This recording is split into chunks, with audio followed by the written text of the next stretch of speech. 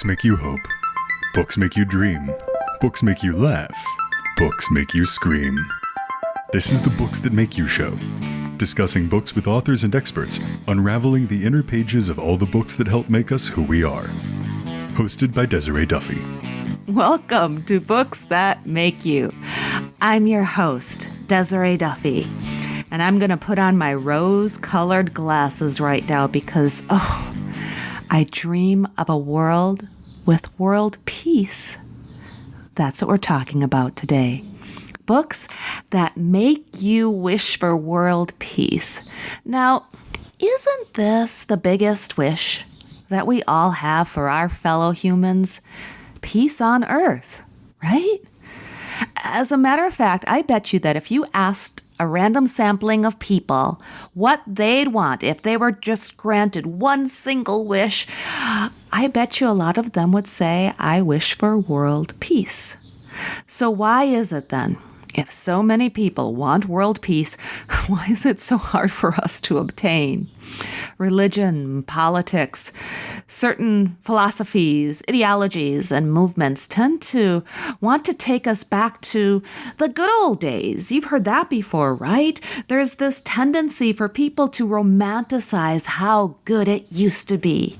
Even the motto, "Make America Great Again," while sounding rather benign, it can be taken the wrong way, right? I mean, when exactly was America so great?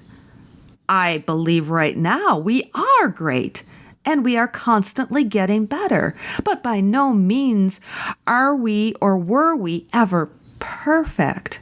Our history is ridden with strife. That's the journey that we took, and it's one that we are still taking. Think about how minorities were treated in the past, slavery, gender inequality, and so many other societal woes. We should be focused on the future. Why work backward, right? When instead we can be lifting people up rather than looking for ways to go back to the good old days and end up putting people down. My question is, can we achieve peace on earth with religious and political extremism?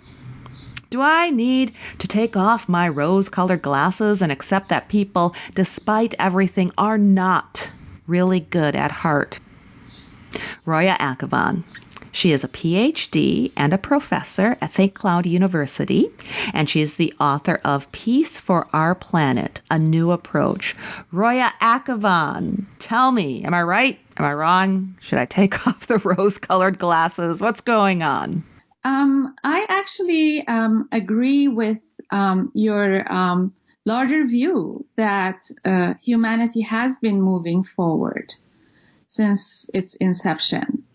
And that's actually a perspective that I bring to my book that you mentioned, Peace for Our Planet, A New Approach. But I also talk about how we would understand history, especially our contemporary history, starting with mid-19th century until today, much better if we realize that history has not been linear, but has actually been moving forward in two parallel and separate processes of construction and destruction. And so if we understand that, and we understand how these two processes are simultaneous and how they interact with each other, we can actually maintain that hopeful view. So we're not, disappointed by temporary setbacks. So that's really a major sort of vision of history that I take and that I explain also in my book. So I agree with you. We are moving forward, and we need to understand the dynamics of how it is that we are moving forward.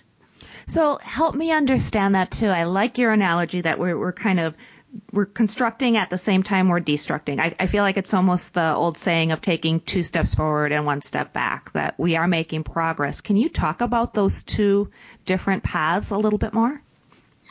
I'm actually very glad that you brought up the analogy of 2 steps forward, 1 step back, because that is the perfect linear thinking that I actually am trying to change in my book.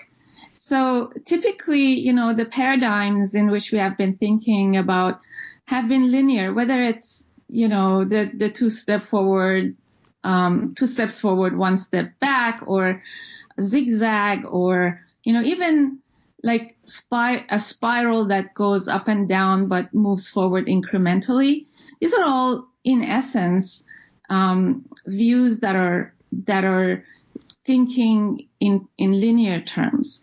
And one of the things that I actually empirically show, it's not just like a statement, but I analyze and show empirically in my book, is that if you look at if we go back to the mid-19th century, we will see that there was almost a bifurcation in these, the way that history moves forward, in that all of a sudden we started to see a huge acceleration in all social areas of human advancement, as well as technological areas of advancement. And so all of the horizontal lines, whether it was technological inventions, discoveries and inventions, or sociological ones, started moving exponentially upwards. And I would just give an example of each one. So with, for example, the invention of the first or the sending of the first telegram, right after that, if you look at the charts, you'll see that the chart of human inventions all of a sudden just took an exponential turn. And again, in the beginning to the mid-19th century, we saw an exponential rise in the number of laws against slavery, for example, that started to be enacted. And there's so much detail. Of course, this is a very short, interview. But I trace that, this constructive process has never really stopped, nor has it been turned back. So all of the destructive things that have happened, and they happened in the 20th century in particular, for example, the First and Second World Wars, they were horrifying, but they served to actually energize the ongoing constructive process toward a higher level of civilization. For example, creating more regional and global collaboration, eliminating the prejudices, and many other areas, moving us toward a more peaceful world and eliminating some of these root causes of war. So what is happening in the 21st century and with all of these extremist movements is that actually the constructive movement and the collective constructive consciousness that it has given rise to at the global level have become actually so strong that they have begun to threaten the old mindsets of those who were privileged by a particular race or gender or belonging to a particular nation. And so because of that, those groups that have benefited from those privileges are now trying to assert themselves. I talk about this in my book as the last stand or the last flame. So that's why we're seeing all of these reactions to this very strong constructive consciousness. For example, about the issue of race. It wasn't long ago that it was completely okay for one human being to own another human being. And today, when we see that, someone makes a racist remark, that's enough them to lose their job. That's enough for them to be, completely disgraced. So even though racism still exists in people's hearts and in society, and it's even in our institutions and in our world, however, the constructive collective consciousness has completely delegitimized it. Just like it has delegitimized nationalism, it has delegitimized shunning people because of their religion. It has delegitimized, and we're gaining even more consciousness also about the huge extremes of wealth and poverty around the world, all of which are actually also root causes of war. So as we become more conscious about all of these old and outworn mindsets, and we have become very much more conscious, then we will and need to expect that those who have been privileged by them are going to stand up and take a stand. But from the perspective of where my analysis and my book, these are just very temporary phases that we are actually standing at a time in history where this last flame is going to finally die. However, while we are at it, a lot of people are suffering and unfortunately will suffer. And but in the long run, based on this empirical analysis, I would say that the future is bright. And I actually feel that if we can take this perspective, then as individuals, we can feel empowered, that we can be a part of this constructive process that is moving forward in the world and become a catalyst, become an agent of this constructive process, and move it forward faster. So that's really the perspective that I take. I love that. I love the fact that it can be seen as something that empowers all of us, and the idea that we are a catalyst and can be a catalyst for change. How exactly do you recommend people do that? Just from a very basic level. Is it speaking our minds? Is it volunteering with organizations? What is it that you recommend that people can actually do? So there are so many different levels to this, right?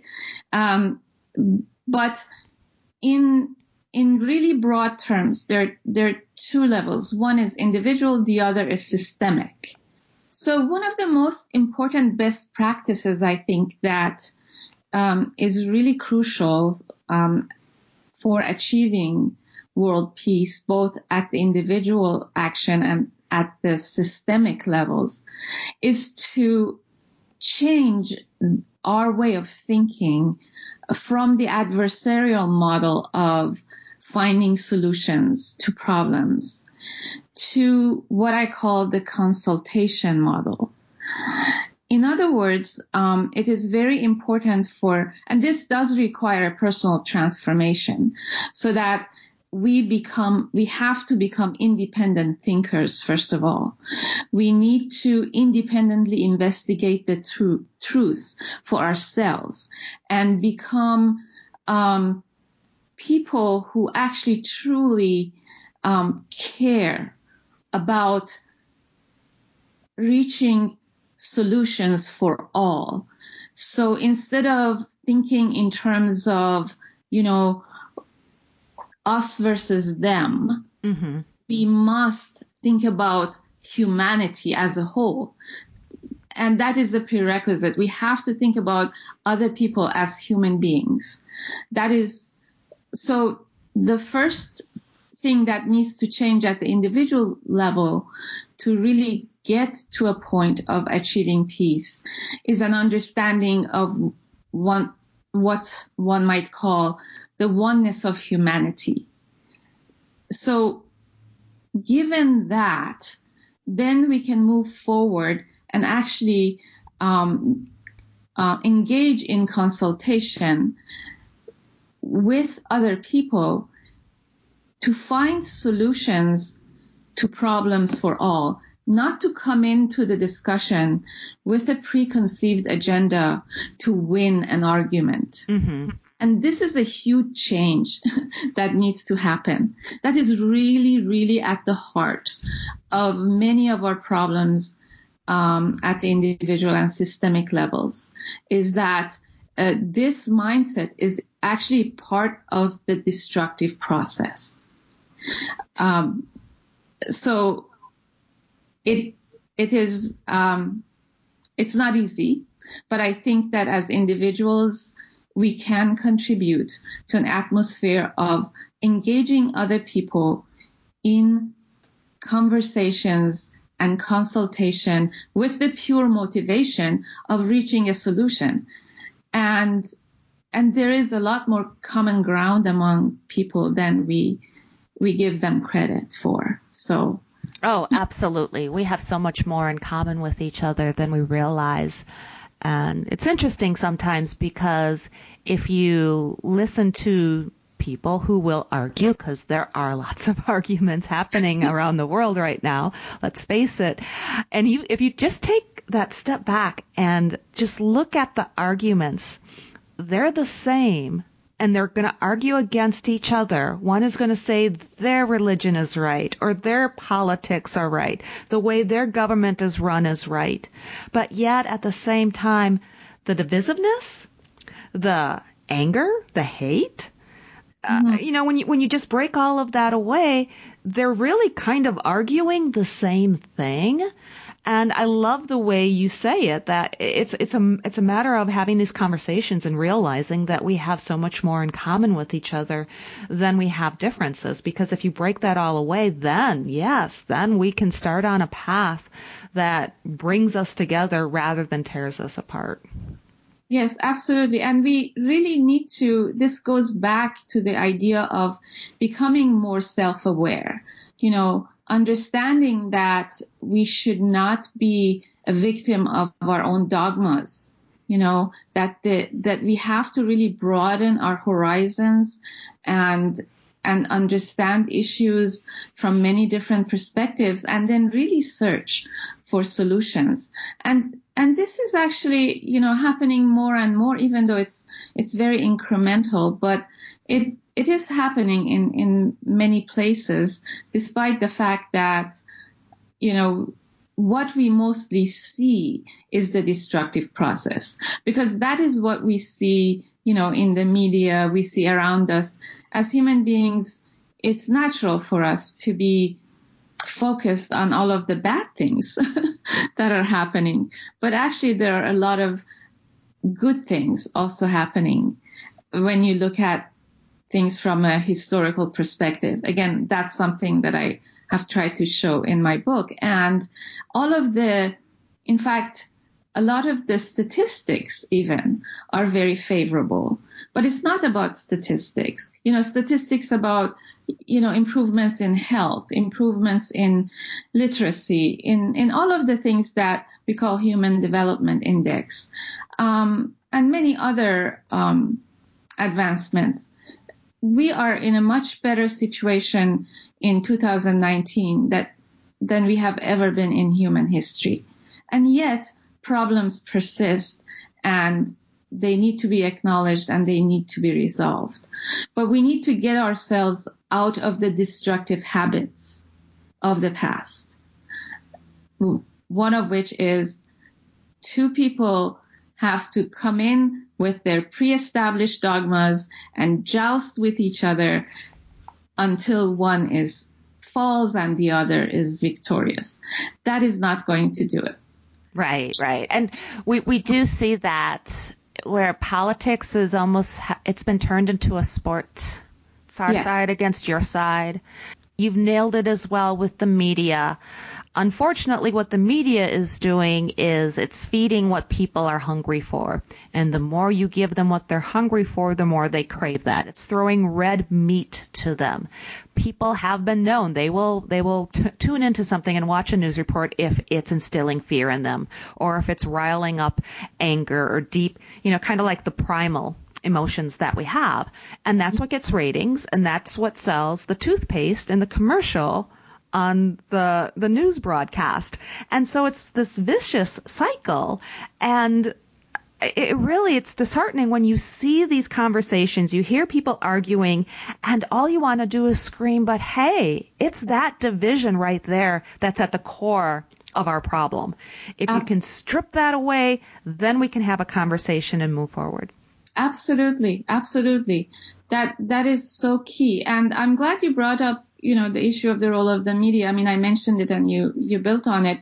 My field is mass communication, although I teach about peace. I write about peace these days and a lot of the other social issues, but I have my background, my PhD is in mass communication. And I think you nailed it when you said that the media do feed what people want, especially commercial media. And so if we change what we ask for, yeah, will change what they give us. So we also need to see our own. We can't just blame the media as like a black box. We also have to look at ourselves. What is it that we are seeking out? What is it that we are willing to attend to or pay for? So it's a much more complex thing than, again, the blame game never works in anything. And so those are the things that we really need to become conscious of. And this is definitely a huge topic, but I'm glad we're touching it a little bit on the surface. Yeah, exactly. We could probably do a whole nother show just about mass communication and even bringing in social media, because in a lot of ways we create these information silos. That's the way the internet was designed. The more you interact with something, whether it's on social media or a website, right. AI remembers that, artificial intelligence, and it's going to feed you more and more of that. Yes. And there's tracking pixels and all sorts of things that are in play. So if you go to one website and it might have really bad news, bad information, very much a propaganda site. But the next thing you know, those types of stories start following you because they've already installed a pixel on your computer, and then they start feeding that to you on social media. So a lot of people who might not understand some of the real rudimentary ways that technology works don't understand that what they perceive as being all of this information coming from all of these different sources, it's actually the same information directed to them because of what they've originally responded to and sought out. And again, that creates this information silo where they just live in this bubble, and they're going to believe all of the information that's given to them, served to them in this matter, because they don't realize that they're the ones that are drawing that type of messaging to them, and then it reaffirms and validates what they've been thinking all along.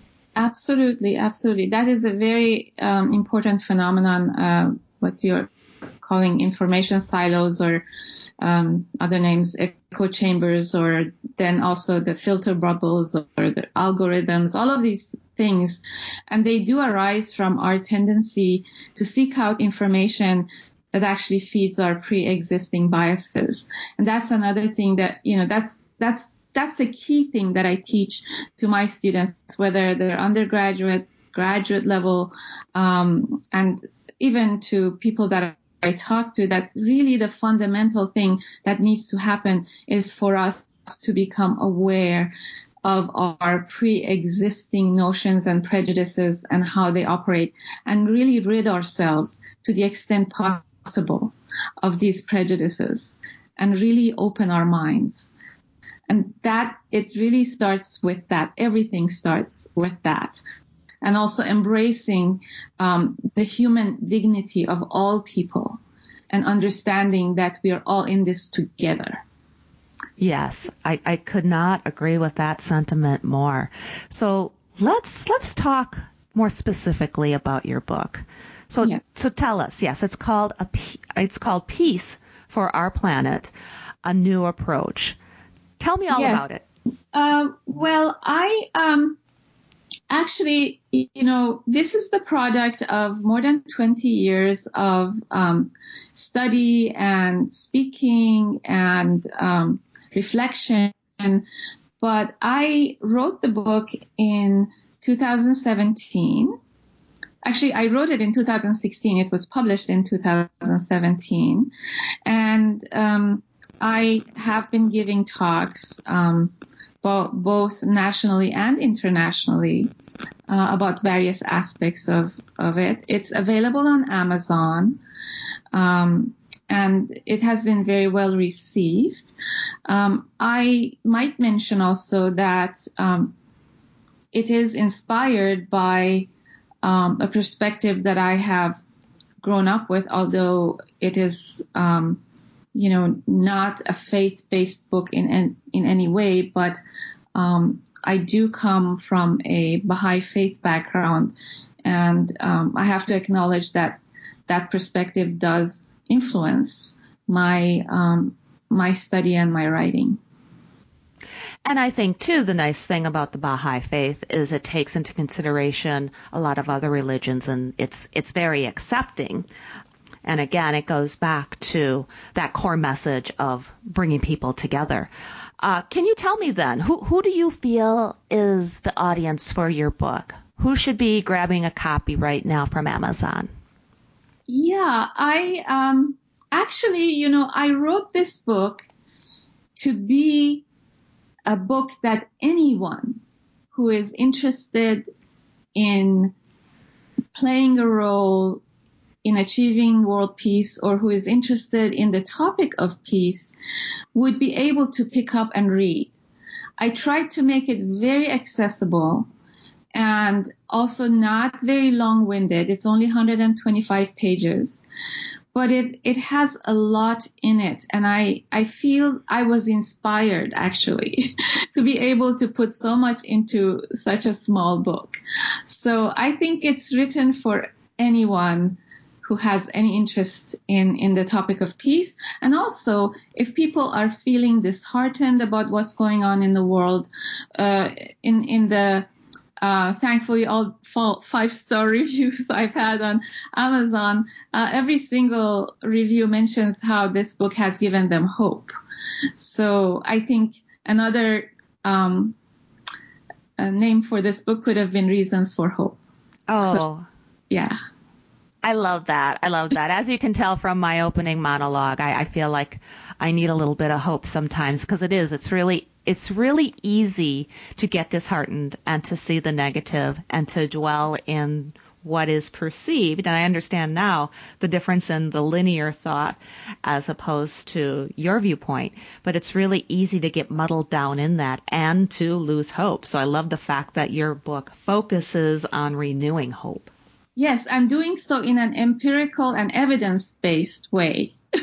Yes. Not just pious hope, but really, the scholar in me, as just to make sure that it is supported by evidence.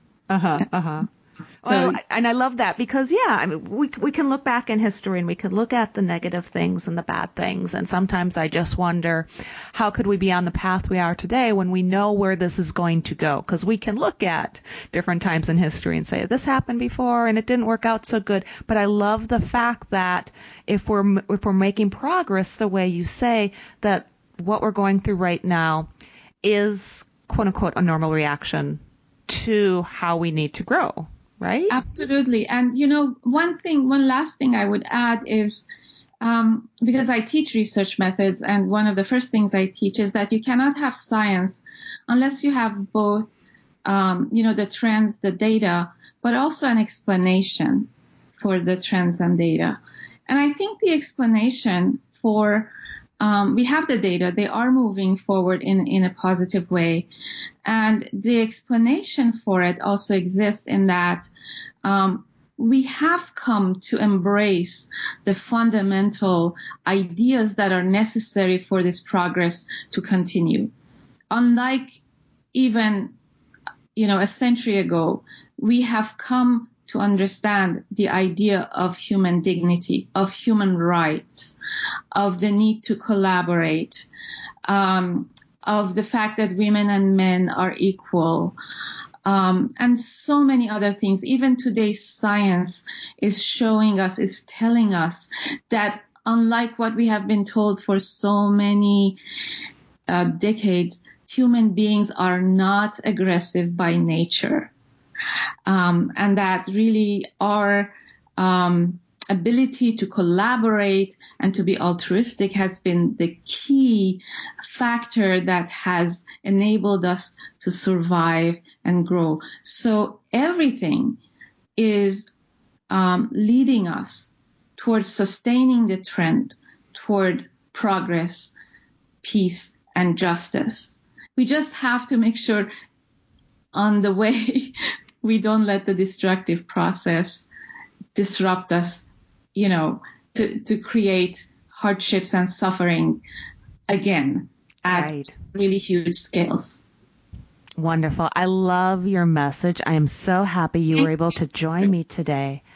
Now, can you tell us really quick where people can find you online, your website, your social media, and where people can find the book, of course?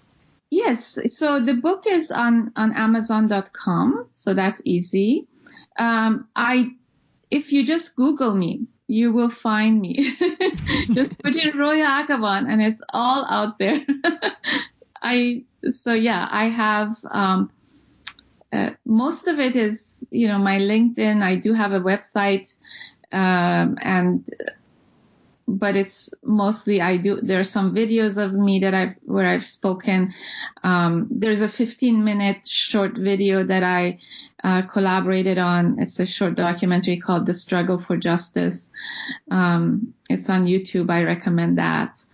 It's just a mini taste of the message of the book. So yeah, there's a lot out there if anyone is interested. I love it. Well, we will check all of that out. Roya Akhavan, thank you again so much. I enjoyed talking with you today. Thank you so much, Desiree. It was a great pleasure. And I thank all of your listeners. You bet. So once again, my name is Desiree Duffy, and thank you for being with us here today on Books That Make You. And you can find out more about us on our website. That's booksthatmakeyou.com. And you can also follow on Facebook and Instagram. Until next time, enjoy all the books that make you who you are. The executive producer for Books That Make You is Desiree Duffy. Produced and sound mastered by Phil Giangrande. Engineering by Dave Nabox. Social media and promotion by Bree Sweeter. For more, visit booksthatmakeyou.com.